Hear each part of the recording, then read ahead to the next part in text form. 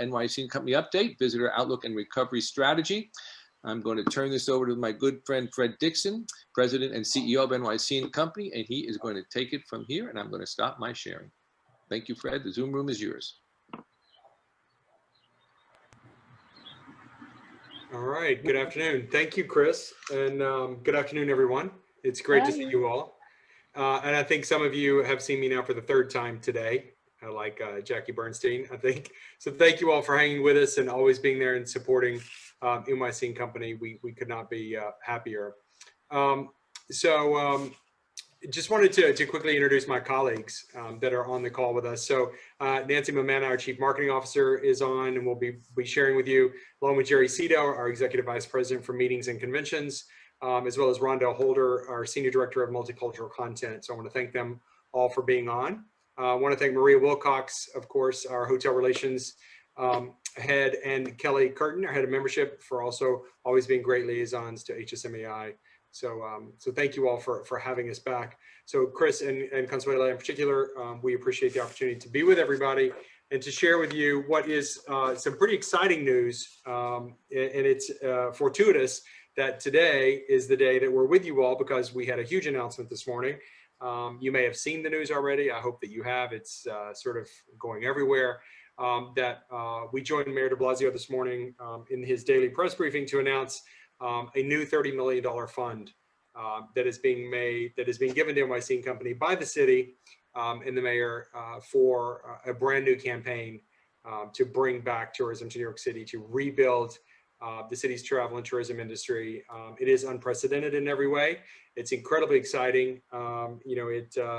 It is it's not only sorely needed, but I think it's just terrific news at this moment as the city reopens. And to know that in what is going to be an incredibly competitive environment, we're going to have the tools and resources that we need to not only bring back the day trip market, the Northeast regional market, the domestic market broadly, with a national television campaign, the first time that's happened in more than a decade for this destination, as well as focusing on meeting and events, but then also international markets as they reopen. So we're going to be monitoring those closely. It's incredibly exciting. The press conference that we held this morning to announce this, so we were first with the mayor for his press briefing, and then he joined us for our press briefing that was themed New York City Reawakens, and more than 200 global media joined us for that press event this morning, which was really terrific. It was everyone from the New York Times to trade publications in markets like Brazil and Germany and the UK. So we were really thrilled by that turnout, and there was a resounding positive response by the media to the news of the campaign, that the campaign is coming and that the city's making the investment, but also all of the great content update that we were able to share with them about really the amazing, exciting things that are starting to happen in New York. So really thrilled by that. And we're going to walk you through much of that information today. So Susan, if you would, the next slide. So some of you have seen this information already. I'll quickly touch on it. This is our latest forecast update from March. So this is thanks to our head of research, Donna Karen, who many of you know, and the team at Oxford Economics, who have been providing data to us for more than a decade. So looking at this, the dark orange bars, of course, are domestic travelers. The lighter orange bars at the bottom are international travelers. We know where we ended 2019 in the record territory of 66.6 million. 2020, of course, fell back to 22.3 million, much of that coming in the first quarter, of course, before the lockdown.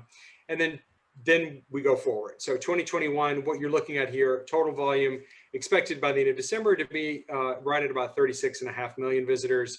The 4.6 million, of course, is the domestic or international number rather at the bottom, with now more than half of Americans having at least one dose of vaccine, more than half of New Yorkers. Optimism is growing every day. And we certainly know that the recovery is going to be led by domestic leisure activity. It's going to take longer for international as those borders, slowly reopen. We know vaccines are lagging significantly abroad. And so we're going to be monitoring that very carefully, but certainly focusing on domestic opportunities out of the gate, and then international as those opportunities present themselves. Next slide, if you would.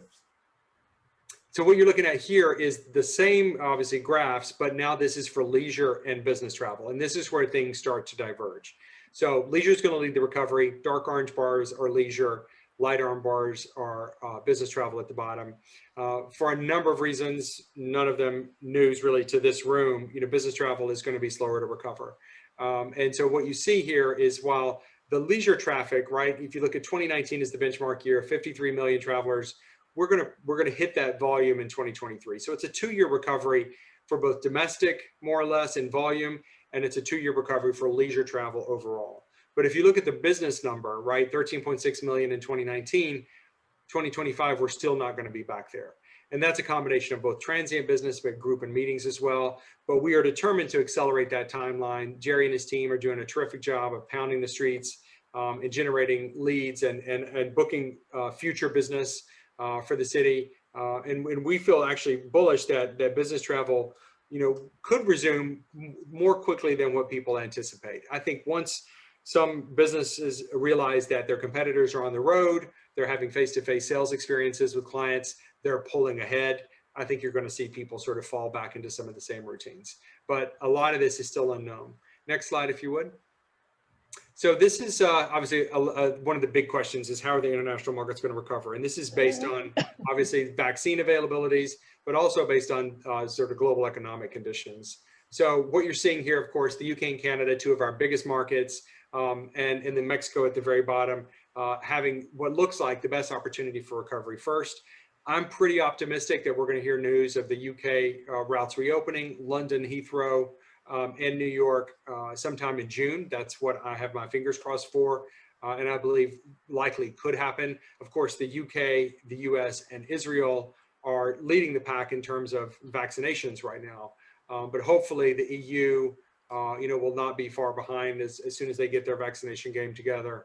We're still watching what's happening in Latin America. They're having real difficulties. I mean, so many of our markets are really struggling, India and others. So this is going to take some time, but we do know the demand is there. The research is showing that people are still in love with New York as much as they always were, and they're ready to get back. We have to show them the city is open, that it is vibrant, and when these routes open and these markets begin to open, begin to bring them back to the city. So big takeaway here, the UK market in 2022, we could see more than half of the market return at 60%.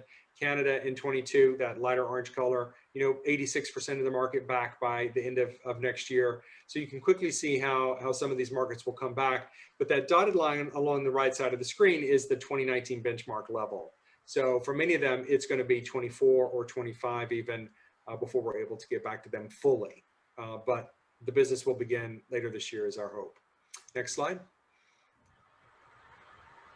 So hotel development, a lot of people are asking, what is going on, obviously, in the hotel space. And there is no question this has been the most difficult time that the hotel industry has faced really in its history. So I don't have to tell, folks certainly in this room that, but here's the story, of course. We were coming off a long pipeline of incredible hotel development. 2020 pre-pandemic, we were at 124,000 rooms. That put us behind only Las Vegas and Orlando in size of inventory. What happened, of course, with the pandemic, with the closures, we fell back to 88,000. That's where we're running more or less at the moment. But we're beginning to hear the good news that many hotels are starting to reopen this month, next month, and into June. Every day and every week, we're sort of hearing more good news about reopening schedules as people begin to measure demand and they begin to measure forward bookings. We just heard 2 of our top luxury hotels open at the beginning of April, the Mandarin Oriental and the Peninsula New York, and more are being added. But what's also happening is that new hotels are opening, right? The Margaritaville Hotel in the Times Square area, the Aman Luxury Hotel, Uber Luxury even on 57th and 5th. Some really exciting new developments are still happening. And so when you add those into the existing inventory, and then you add back some of the hotels that are beginning to make their way back to opening, you can see how at the end of the year, our inventory is going to begin to get back in the neighborhood of where it was before. This is the expectation. This is what the market is showing us. But 118,000 or so rooms could be inactive inventory by the end of the year. And it's happening across, of course, all 5 boroughs. Next slide. So recovery goals. You all heard us speak last time about our coalition for New York City's hospitality and tourism recovery, which is made up of members and past leaders. It's the broad tent. We've worked with that group in the steering committee to establish these goals, showing New Yorkers and the regional day markets the way back to New York City. Much of that's day trips, explorations, staycations. We still are going to have a huge opportunity for that for some time. Reminding the world that New York City is not only the greatest city in the world still, but also a safe place to visit. And that is both from a public health perspective, but we also are conscious of the issues on the streets and of course on the subways. That's a message and research sentiment that we're sharing with the city all the time. And we are confident that we're going to be able to find our back through those issues. Get visitors excited to travel New York City again. This is by keeping them engaged in our brand, and there's a number of ways that we continue to do that. And with this new campaign funding, of course, that is going to be put on turbocharge. And then restoring confidence among meeting and event organizers to choose New York.